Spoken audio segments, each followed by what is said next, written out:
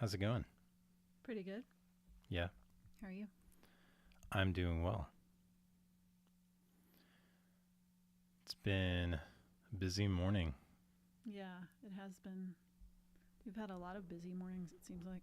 Yeah, this summer is just Need to move it's, mine up a little. what's the expression? Throwing us for a loop? Yeah, Throwing us for a loop. What does that even mean? I mean, I it's know, like a curveball. yeah, I know But how I use it, yeah, but it means that it's not panning out exactly the way that we planned it to. yeah. Yeah, that's definitely the case. So, At least it's not like last summer when we had a right. toilet overflow and destroy our. Yeah. So, yeah, this was it that It did was we in go July. at the beginning of July? It was the end. It was at the end of July. Mm-hmm. That's right. It was right at the end of July going into August. Yep. So this time last year, we were just happy go lucky, Yeah. like, hey, we've got a Disney vacation right around the corner. COVID numbers are probably doing okay. We're not looking at them. No, we were looking at them, but they were going down. Yeah, I think They at were going down right until right before our vacation when the Omicron variant suddenly just yeah. took Mhm. America by storm. So, and then Yeah. we watched our vacation, our safe vacation, start to plummet a Mhm. little. It was the first time we had traveled in like 2 years, right? Yeah. And we're pretty sure that's like it was on the Oh, that was plane. where I got COVID. Yeah. Yeah, for sure.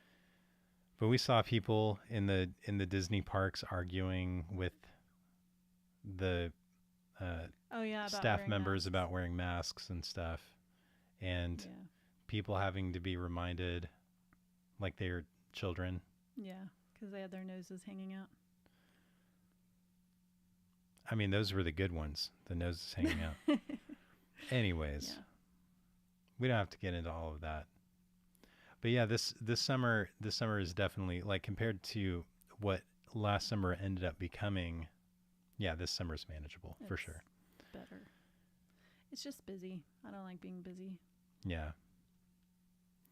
So, case in point, we haven't talked about what today's topic is going to be yet. I kind of saw when you were writing the description, so Yeah, so you kind of get the gist. yeah. Content marketing. Right. And the thing that I was thinking about specifically with content marketing was the advice document. Um, it's document instead of create. So like basically instead of sitting down thinking like, oh, I need to come up with some content, if I'm making an online course, I can actually document the process Use it. of Yeah. making the online course Mhm. or what I'm putting into the online course as a form of content, Yeah. which is that's a great strategy. It takes, I We wouldn't, should get into it because I have things to say about this. yeah, um, yeah, but is it a great strategy for the kind of work you do? All right, let's jump into the show.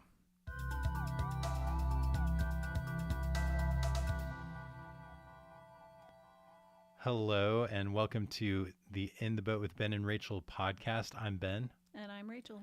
and this podcast exists to be an encouragement and a motivator for creators. We talk from our own experiences as creators working from home, trying to balance our passions with our family life and that kind of thing. And so we hope that the things that we talk about and the things that we share help you on your creator journey. Today we are talking about it's kind of hard to sum up in a few words, but Yeah. there's a lot of marketing advice out there, especially for creators. The creator economy is growing, and so there are more and more people speaking into, oh, this is if you're trying to grow your brand, you're trying to build your audience. Here are some of the ways that you can market your stuff. And obviously, it's not, nothing is a one size fits all solution. But there are lots of different types of creators out there too. You got folks like me who are more on the side of making knowledge based products. So I'm trying to teach people something from my expertise, help them gain some insights so that they can improve some part of what they're doing creatively. And then you've got folks like Rachel who are writing books or they're illustrating things. So it's more creative based products, more artistically based products. And I think what we both agree on is that the marketing approach you use for knowledge products isn't really compatible in many cases isn't really compatible with creative projects. So Yeah. you had before the show started, we were kind of talking about this a little bit, and you had some things you wanted to share. So Well, I mean, it's more getting into the details. You mentioned about one of the things that you can do as content is to document your process. And one of the things that is really hard, I think, when you're in a creative project is that you think of those things with different brains. So when I'm in the middle of writing a story or even brainstorming a story, I'm not thinking, how can I document this for my readers where it would be interesting? You know what I mean? It's almost like I would have to brainstorm those things before I actually start on the project.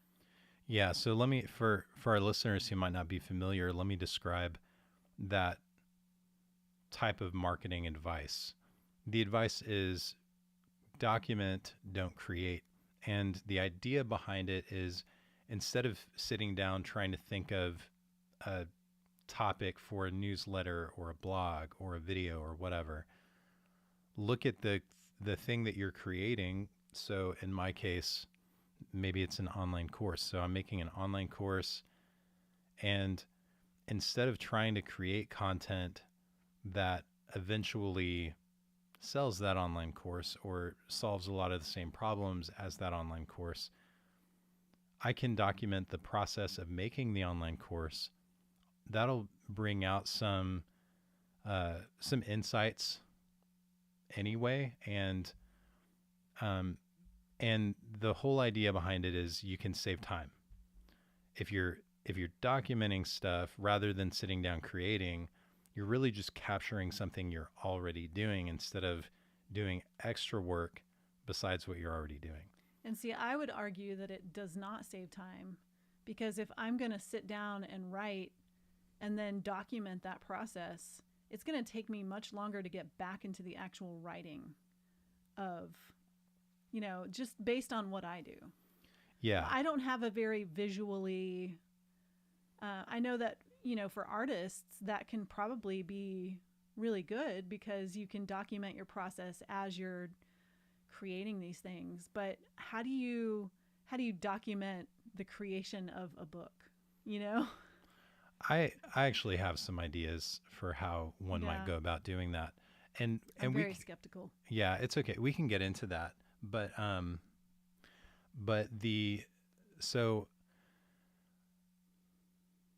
one of the thoughts that I have immediately with that advice, and I think this is true across the board, is that it really depends whether or not it saves you time. It really depends on the method that you use for documenting.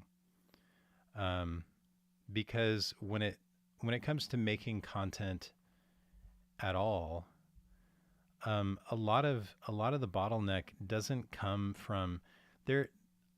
I will say there's definitely some bottleneck that comes in the beginning when you're trying to figure out, okay, what do I talk about? But once you know what you want to talk about, it's actually not that hard to produce the raw material that ends up being content. What turns it into content is taking it from the raw material and synthesizing it into something that you can share as a blog or as a newsletter or as a video. And so the same thing is true with documenting. If you're documenting your process, you're creating the raw material that you can then turn into content, but it's still the same process for turning it into content. And that's where I think a lot of people get hung up, because it's like, all right, um, and it makes sense that you like with writing books and stuff, it's not as visual. So it's not like you could just set a camera up And watch me write yeah in my journal. that's not the kind You of want to content. know how I write books? Here you go. Yeah. And what you're doing is also very internal. So it's not like as you're going through the process of, writing, what is the document you use for? I have a brainstorm document. Is that what you're? Yeah, the brainstorm document. So I do everything by hand. Like, yeah. I don't do this on the computer. So when you're doing the brainstorm document, it's not like you're speaking out loud, like describing what you're, No. it's all very internal. And me staring into space. Yeah. So it can be difficult, I think, for things like that. And at the same time, I think with some intention and some thought, and this is also kind of what you were saying, you kind of have to do, in order to make it something that you could document that would be interesting, you have to do a little bit more preparation. So it to me, like, if I have to do more preparation, it doesn't feel like it actually saves time, because I can, after the fact, when I've written the first draft or whatever, I can brainstorm pieces of marketing content for it. You know what I mean? So it's like, I guess it would be kind of a net zero gain. Yeah. So, and where I think it's easier with knowledge-based products is it's a different kind of interaction with your audience. So if you have something artistic like a book or a film or whatever, the audience's relationship to your work is a lot more connected to the end result. mm-hmm. In fact, we did this thing with your launch party early on, where we sent people early copies and we called them wise readers. Yeah. And kind of opened the door, didn't provide enough kind of guidelines and parameters for the feedback. Yeah. And just opened the doors for people to almost kind of come in and co-write the book with you. And that's that was not what you meant.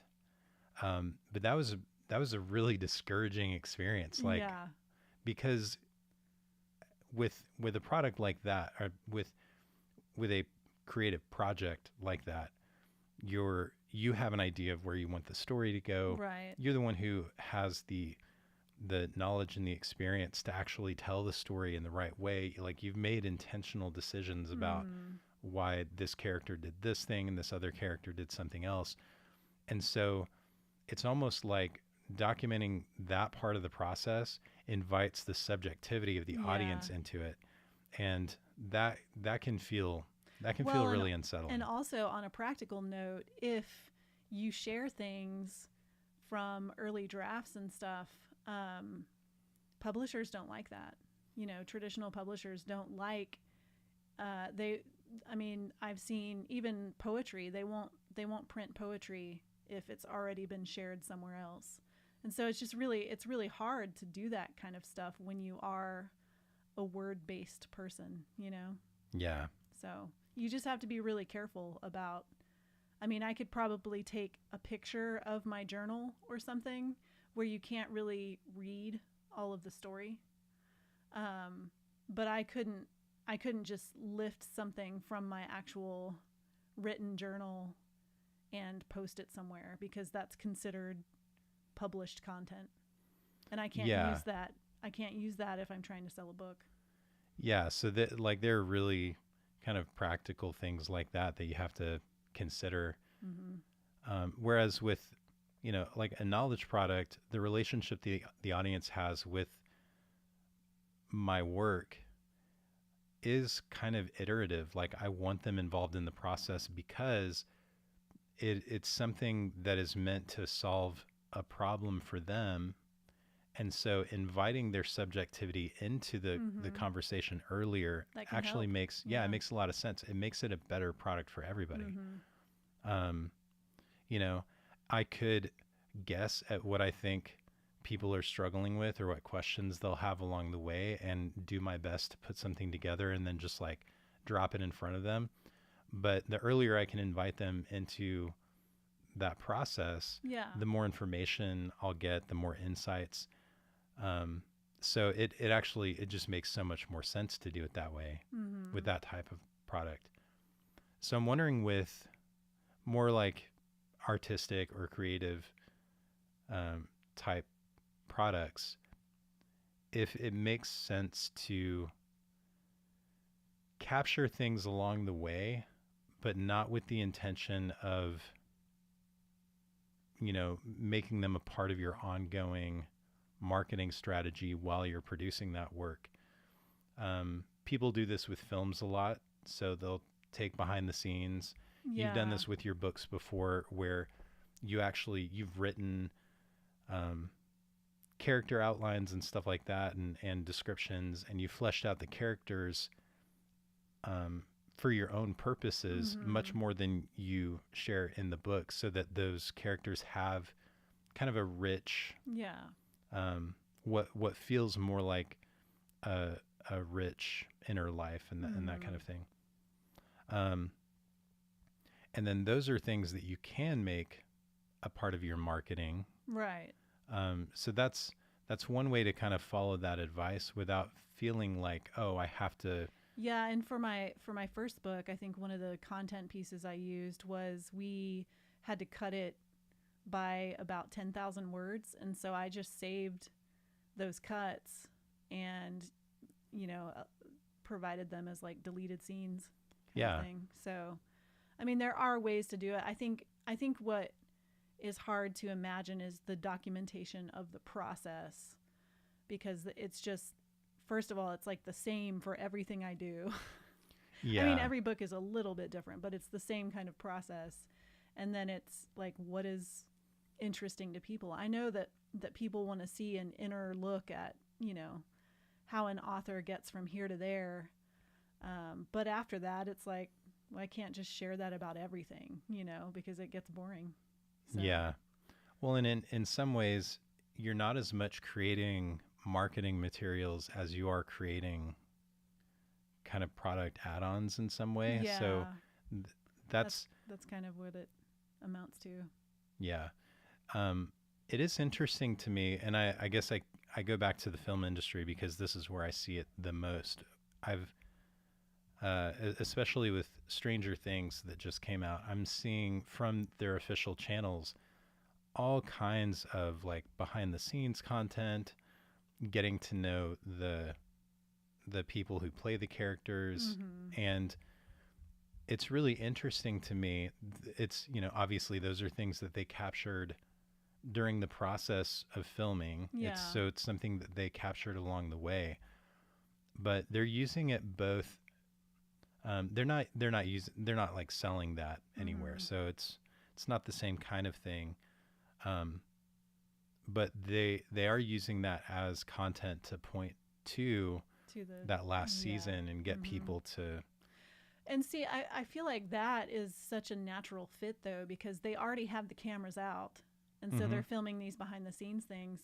But then when you think about, the creative process and the work that you do, you don't have a camera on you, and you don't, like, you have to actually think, maybe I should document this and get my iPhone or whatever camera you use, even for people who are doing art. And I feel like art lends itself more to documentation just because it's such a visual, a lot of artists are on Instagram and those places. And so it's a very natural thing for them to, take pictures in their process. But when you're talking about the creative projects, like I guess music could also be, because you're already recording those things, you know, you already have the audio files and stuff that you can like share this behind the scenes look. Yeah. But with writing, it just feels like, I mean, what do you do? I guess you write. Yeah, and I think so I'm just, using my imagination. What if you did have a camera set up? Oh my gosh, I would feel like that was somebody watching me all the time. No, it's not on all the time. You get to turn it on and back off whenever you want to. But it really it has to be low friction enough that you'll actually do it. Yeah. Um, I'm not trying to get advice right now. I'm just, oh, I'm not. playing the devil's advocate. Yeah, where- and I'm kind of playing the devil's advocate. Is that how you should say that? Yeah. Yeah. Because I'm like, if you, and again, like we're on live right now too on my channel, youtube.com/Ben Tolson. We do this live every Friday at 11:30 p.m. a.m. Sorry, 11:30 a.m. Central Time. We're asleep at 11:30 p.m. So I'm kind of illustrating this with my hands, but you can use your imagination if you're just listening. So you've got it in your little office space, kind of to the left of your computer. You've got a camera set up, and it's got, the storage. It's got the on-off switch. It's just set up. It's pointed at you. It's gonna, like, you don't have to worry about setting it up and making sure the lighting's right or anything like that. Like it's just a camera. It's a good shot. And you get to a place in your writing process where like maybe you have some epiphany about something. And the mindset has to be, and this isn't something that like is meant to take away from your focus on the project, but the mindset is any part of my process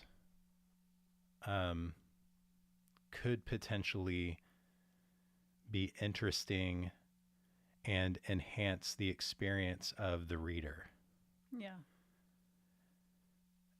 And if you believe that, and you just kind of set that as it's like an autopilot thing. It's like, okay, I'm just going to run that script in the background. I am focused on my work. Like I'm just doing this, but this automatic program that's running in the background is going to like kind of just tap me on the shoulder if there's something that's worth sharing. Yeah. And then when that happens, all you have to do is reach over, turn on the camera, talk for a minute, turn it off, and then you've got it captured. Like you don't even have to give it any more thought or attention than that. And it's really more of like a mindset and a preparedness thing. Yeah. So there's no planning that has to go into it. I wonder, I'm just thinking out loud. Yeah. I wonder if other introverts feel this way though, that I know social media tires me out because it feels like everybody has access to my life, and I'm such a private person and I'm such an introvert that, I have a small circle of friends and I'm totally fine with that. And the thought of like bringing people into my process and into the actual writing of a book just feels like it drains energy. Like I'm standing here listening to you talk about this and I feel like my energy is going Yeah. like it's draining energy from me. I don't know if that's just a thing that I feel or if it's something that other introverts struggle with too, and they kind of have to, get beyond that. I almost feel like the age we had before social media was better for introverted writers because we didn't have to be everywhere and do everything. And yeah, and I don't think so. We can actually kind of transition into that. Yeah. That idea of being, I think a good word for it is ubiquitous, like having a ubiquitous social media presence. Am I using that word correctly? I think you're not, but Okay, I'm looking having up. a larger I'm is looking what up you're trying to say. ubiquitous. Ubiquitous is like mysterious and stuff, isn't it? Present, Oh, appearing, or okay. found everywhere. Yeah, that's Okay. that's the word I meant to use. Yeah.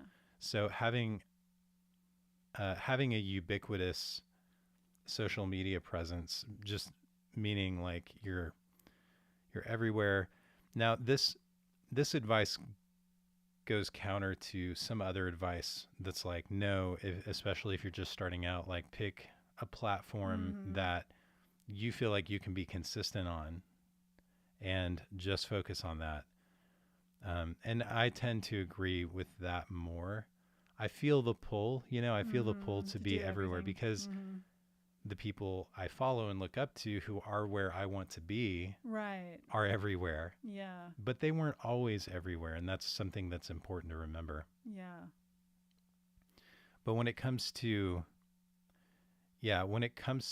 posting content, whether you're sharing your process or you're just um, doing regular content marketing, to do that consistently, like you have to step away from when you're doing creative work. You have to Mm-hmm. step away from your creative work or your art to do that more business related activity. Mm-hmm. Whereas with knowledge based products, it doesn't feel quite the same way. Like they feel more similar. It's like, Right. oh, I'm creating an online course.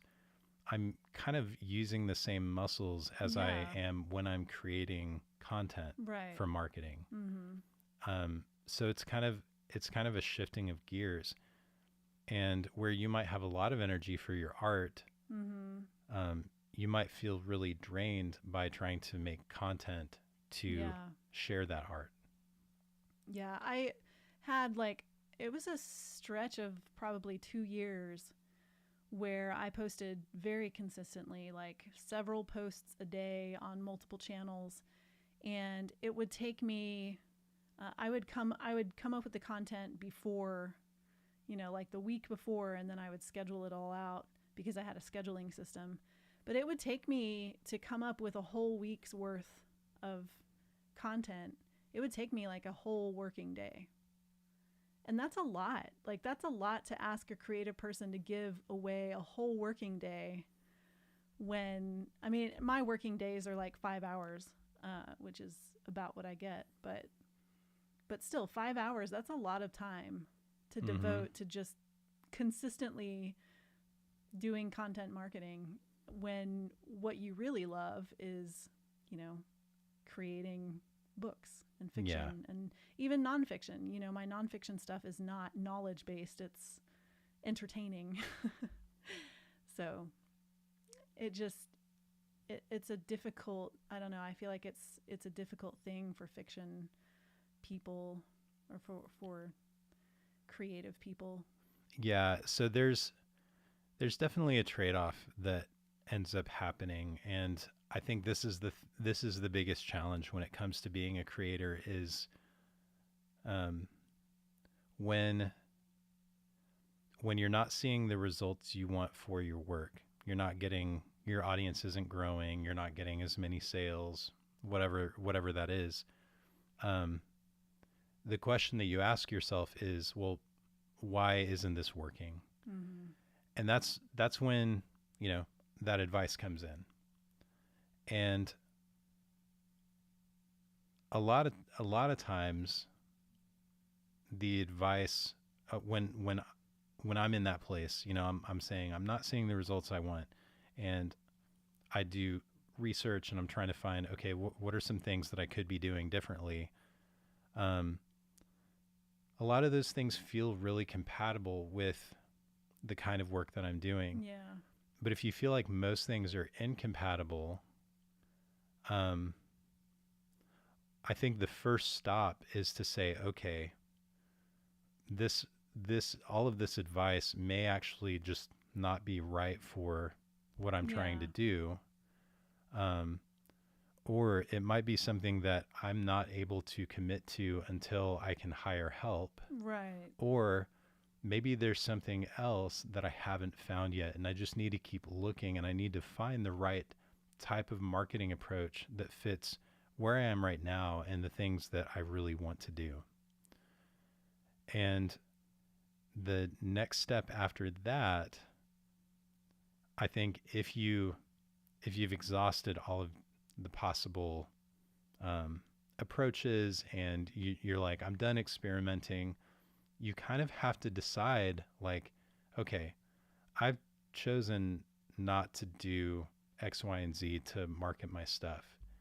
And I'm okay with the results that I have because I'm not willing to sacrifice my creative time to do X, Y, and Z. Yeah. Um, so, I don't think it's ever like completely you have to choose between your art and doing something that you don't want to do. Yeah. I don't think that it's ever completely that way. And I also don't think that most people are in a situation where they wouldn't be willing to do a little bit. Yeah. Um, I mean, I have a newsletter. right. You got a newsletter. It takes me, 2 hours a week to do. So And we have this podcast, but this is actually, I think this is a really good example of like, this is a place where you share you can process and you can yeah. share your process, you can talk Mhm. about your work, but Yeah. this is something that you actually are happy to commit to. Like you would rather do this than sit down and brainstorm like, okay, Yeah. what What piece pictures of can content? I take Yeah. of? Yeah. I was going to say too, I think for a lot of creative people, the advice that's out there, there's a lot of advice about how to market and how to do a content marketing strategy, and everybody is an expert on it, but one way doesn't work for every person. And I think for a lot of creative people, we get in these ruts where we're trying to do so much, and I did this myself. You're trying to do so much based on the advice that people give you, and it just doesn't pan out, and you feel like maybe you're doing something wrong, but it's actually that it didn't work for the people who were following you or Yeah, whatever. like I don't know. It's hard not to describe. it's But not a good fit for the type of product you create Yeah. or for the market that you're in, or for your marketing personality. There could be a number of things, and I think what and that's where like you really do need to take a lot of the advice out there with a grain of salt. Yeah. And I really love the idea of being experimental. And so what that looks like is being open to advice, being open to trying things, but saying, okay, I'm going to try this. I'm going to follow it to the letter, and I'm going to do it for this period of time.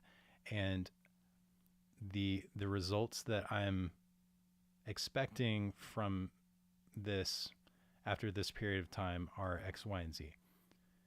And so that way you're not like, oh, if I commit to this and like nothing happens, it's a Yeah. failure. Whether you get the results you want or not, you're going to learn a lot of things. One, you're going to learn whether or not it is actually effective, a good fit for Yeah. your audience. You're going to learn whether or not it's a It works good for you. personality fit. Yeah. Yeah.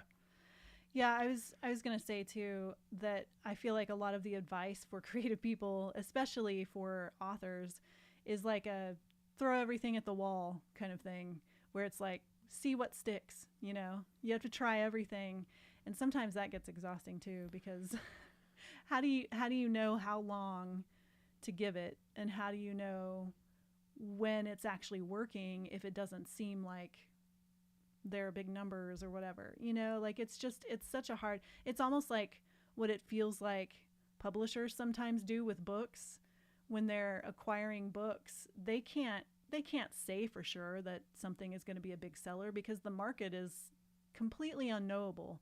I know that there are marketing experts and things who can project into the future, but nobody is a fortune teller, you know? Nobody knows if some little no-name book is going to become viral next week or whatever. So it just kind of, it all feels so nebulous to me. And I think the truth that a lot of people like we're measuring. I think we measure everything that we possibly can. Um, we really great marketers try to understand human psychology Yeah. um, and so there are a lot of things that you can learn that get you to a certain point, but I think for the most part it really is kind of nebulous. Like what most people are doing is they're throwing things at the wall and Yeah. seeing what sticks. And the ones that appear successful Just are the got lucky. ones, well, they're the ones that were committed to experimenting and did that consistently enough that they eventually did find something that worked, and then they put their focus there until it didn't work anymore, and then they pivoted to another thing. Yeah. I think that's kind of the attitude. Like it's more of a curiosity. Like let's see what's possible if I do this. Let's see what's possible if I do that. And there's I think it's okay to find something that maybe it is really effective, but it's not a great fit for your personality, and to say, okay, I don't want to do that. Let's try something else. Yeah. I think it's worth it to experiment enough until you find things that do fit your personality What if and that are effective. what if none of it fits your personality? Then you go on to step 3. And step 3 is like, all right, it's just the way it It's is. just me and me. That's what it's going to be. And your mom and your good friends who your dear friends who have your books on their shelves, Yeah. your children who love your work. Yeah. It's it's bigger than that I though. know. Yeah. It's bigger than that. And I think you believe that it would be worth it just to keep doing it for those people. Yeah. I also believe that it's going to go much bigger. Well, the next book has girls' periods in it, so I don't know. Yeah. That Well, I mean might turn the a few people. last Disney movie that talked about girls' periods did Oh, it really got all well. kinds of yeah. It was a hit with everybody. So, when is that coming out? June 6th. We have a date. June 6th, 2023. That's exciting. So, we'll definitely have to do some ramping up. Yeah, I actually do enjoy creating extra stuff when it's like the months leading up to the book release, like coming up with creative things. I don't know. I haven't thought of a lot of things for this particular book, but I do feel a little bit excited about the content marketing of it. So, Well, and the thing is, so we did that for Woman Hollering Creek, the Legend of Woman yeah, that Hollering was Creek. fun. We went out and we filmed on location at different places that are haunted, Yeah, and here in kind San of Antonio. here in San Antonio, and did these. Yeah, that And was fun. the videos, like, I think they did okay. I think they raised some awareness, but it wasn't like Yeah. viral, Mhm. but it was so much fun. And I Yeah. think that's when it comes to marketing your stuff, I think that's something that you can make a part of the calculation. It's like, okay, maybe this isn't going to Yeah. go viral the way that like some other thing might that I wouldn't really enjoy doing. Yeah. But I have so much fun making this. Like I get so much joy out of it. Yeah. I'm okay with the results not being quite as good if we get to take this approach. Right. Yeah. And I But could totally do that. yeah, but you have to be aware of that. Like I don't what I think is disingenuous and what I think you can't do is you can't say, well, I chose this because I want to do this more over this. This is supposed to get me better results. This one didn't get me these kind of results.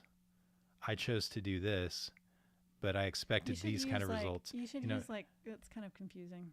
the way I'm You should saying it. yeah, you should use like option A and option B. Sorry, I know I'm on camera again. I'm doing the thing with Yeah. my hands. So option A is the thing I enjoy doing. Option Yeah. B is the thing that will get me results. I can't do option A and expect that I should get the results that From I would option get from B. Yeah. option B. Um, that's just gonna make you feel frustrated. Yeah. So don't do that to yourself. Yeah. I agree. So, well, I think this was an interesting discussion. I feel like for me, what it gives me permission to do is to one, experiment more, to be curious and to try different things out, and two, to not feel so boxed into things that I really don't care for Yeah. when it comes to marketing. Mm-hmm. So hopefully that helps other folks out as well. It's All right. given me some things to think about, I think. So Good. You're going to set up a camera in your... no. No? I'm not going to do that one, but All right. All right. Well, thank you so much for listening. If you want to help out the show, you can check us out on any of your favorite podcasting apps. Leave us a review, and also tell your friends. Share this with other folks who you think might get something out of these conversations. That would help us out a lot. You can sign up for our newsletter at intheboatpodcast.com. And Rachel, if people want to find you online, where can they go? RachelTolson.com. And I'm at bentolson.com. Thanks again for listening, and we'll see you next time. See ya.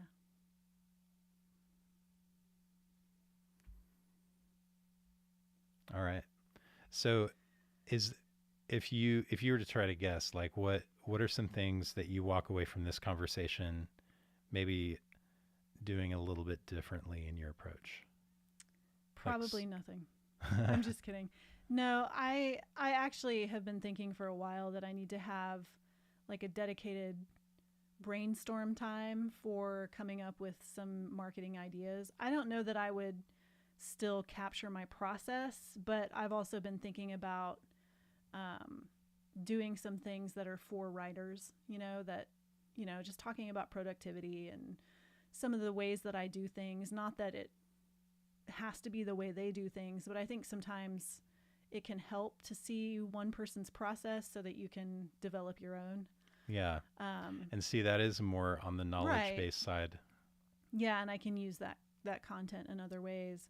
But I've also I've also been thinking in terms of what is the extra. I think I enjoy creating extra content rather than like documenting my process, which it feels like, I guess it just feels like there's more energy for that kind of thing. And so it doesn't take me as long as it would to actually document. It sounds weird because I'm already writing, and documenting should be really easy, but I think I just enjoy coming up with funny, creative extras for my books, Yeah. So it doesn't, whether or not it does take longer isn't as relevant as like it feels more enjoyable. And so then if it feels more enjoyable, it doesn't feel like it's taking as long. I was thinking about my newsletter, and I kept coming back to the question of how can I make this different and more creative than